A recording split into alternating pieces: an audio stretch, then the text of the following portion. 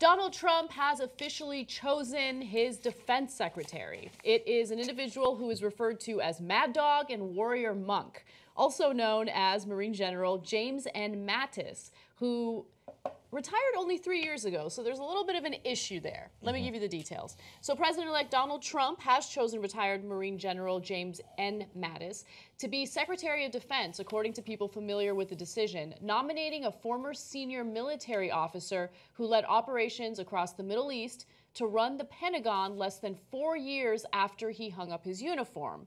Now, he will need Congress to pass new legislation to bypass a federal law stating that defense secretaries must not have been on active duty in the previous 7 years.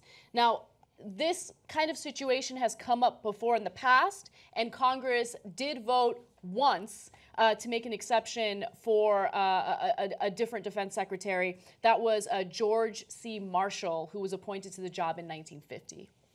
Yeah. So good news, bad news on Mattis. So the good news is that he's not insane. There's some questionable quotes we'll get to in a little bit, and he probably wants to invade Iran. No. He wants to invade Iran. Yeah. So we'll get to that too. That's the bad news. Okay. The good news is that he's not one of these frothing at the mouth lunatics that are on the fringes. So he could have picked, there's like the guys who are like the Steve Bannon types who are like, whatever, I don't like these kinds of people. There's Flynn who is his national security advisor, who thinks Islam is a disease, but somehow he's going to have to work with all those Muslim allies that we have, et cetera, right? So he's not one of those guys. He's not even the Newt Gingriches of the world. So a lot of people thought that it would go to one of those old school horrible right-wingers, right? He is really down the road on establishment. So establishment was kind of breathe a sigh of relief, like, oh, General Mattis, oh, not bad. Not bad, we'll take him, okay? So I'm just giving you context, okay? That's point one. Point two is we're going to war with Iran. 100%. I mean, okay, 100% is a strong percentage. 98%, I would say. And I'll tell you why. So according to the Washington Post, he favors a tougher stance against U.S. adversaries abroad, especially Iran. The general, speaking at the Center for Strategic and International Studies in April, said that while security discussions often focus on terrorist groups such as the Islamic State or Al-Qaeda, the Iranian regime is, quote, the single most enduring threat to stability and peace in the Middle East. We're going to invade Iran. We're going to invade Iran. He did not like the negotiation that the U.S. made with Iran over its nuclear, plans, and so there's going to be some issues. In fact, he resigned from his post a few months early, and many people are suggesting or speculating it was because of his disagreement with the negotiations with Iran. Okay, so he's at one of these conservative think tanks that neocons go to retire and get rich off of donor money, the donors that want war, et cetera. And Condoleezza Rice, I believe, is the same place.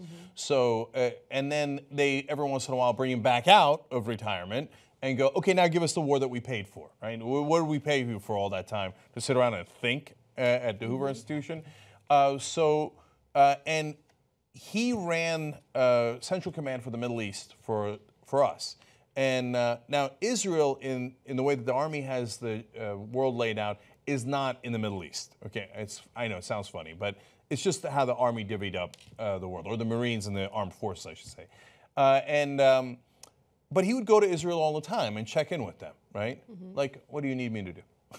Now, I'm being ungenerous. The generous folks would say he was checking in on an important ally, but that wasn't his job. It was like, No. Do you see what I'm saying? If he's a diplomat and he goes to Israel, great. Israel's an important ally of the U.S., right? If that's his area, then of course the general should go. But he's doing random trips every once in a while to Israel to like, hey, how you guys doing? What are your thoughts on how we should handle Iran, right?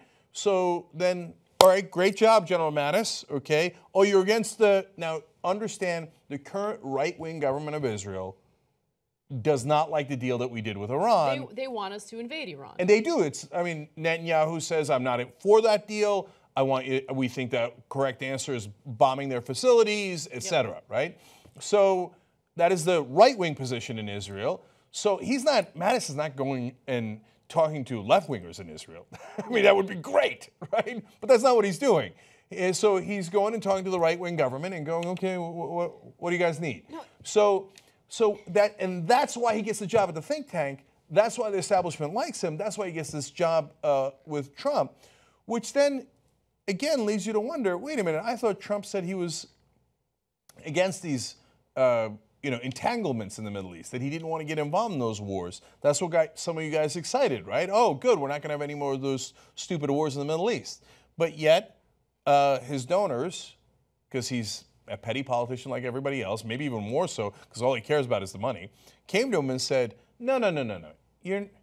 Look, you could have these guys who, have all these crazy opinions, and if they don't want to go to war, we're not interested.